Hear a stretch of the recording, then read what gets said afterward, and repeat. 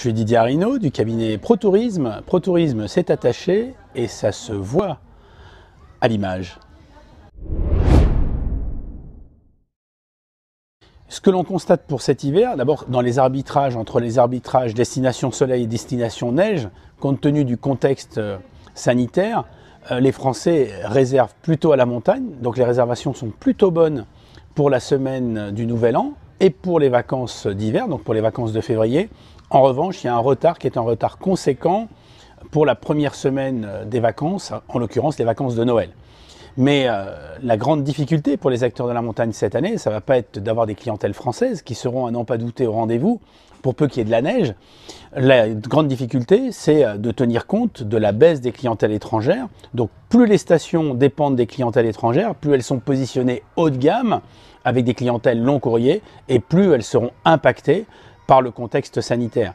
Donc on peut dire que pour les opérateurs bien identifiés, de type Club Med, Bellambra, Village Club du Soleil, tous ces opérateurs des villages de vacances qui proposent plus ou moins du tout compris à la montagne, la situation est plutôt favorable. En revanche, pour l'hôtellerie très haut de gamme, que l'on retrouve dans certaines grandes stations emblématiques du tourisme français, ça va être compliqué de compenser cette non-venue de clientèle à très fort pouvoir d'achat étrangère avec une clientèle française. Donc pour ça, il faudra avoir énormément de réservations de dernière minute. Mais au-delà des vacances scolaires, la difficulté, c'est de pouvoir remplir les hébergements à l'intersaison, au mois de janvier, au mois de mars, en dehors des périodes de vacances scolaires. Pour le reste du territoire, la situation elle est assez catastrophique en ville, avec une chute des réservations tout à fait considérable, à la fois pour les vacances de la Toussaint, mais aussi pour les perspectives des semaines qui viennent, avec une triple peine, l'absence des clientèles étrangères, la très forte baisse du tourisme d'affaires, de rencontres professionnelles, et enfin des Français qui, craignant à la fois l'épidémie et qui ont été confinés pendant plusieurs semaines, n'ont pas du tout envie de se retrouver dans les grandes métropoles. Ça laisse un espoir pour les destinations balnéaires ou pour les destinations rurales, mais en revanche c'est très compliqué pour le tourisme urbain. Or c'est ce tourisme-là qui pèse à cette période de l'année.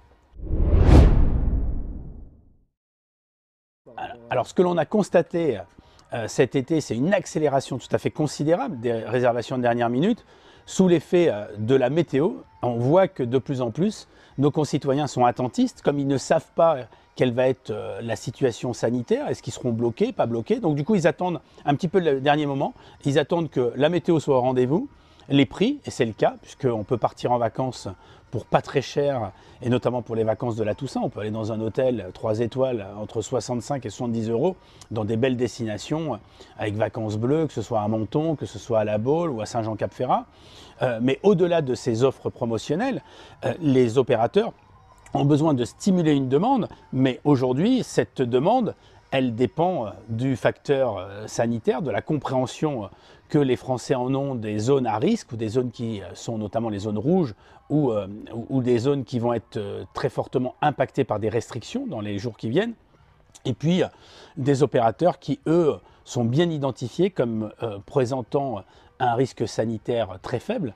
Aujourd'hui, ce qu'il faut avoir en tête, c'est qu'on peut partir en vacances de façon tout à fait sécurisée, du fait de la mise en application des protocoles sanitaires. C'est moins dangereux de partir en vacances, c'est les vrais professionnels du tourisme, dans un Club Med, dans un hôtel, dans des résidences de tourisme, plutôt que de rester dans le cercle familial ou aller dans des hébergements de type Airbnb où on a vu une concentration de population avec une diffusion du virus. Rappelons quand même qu'il n'y a eu aucun cluster cet été dans les hébergements des vrais professionnels, que ce soit dans les campings, dans les villages de vacances ou dans les résidences de tourisme.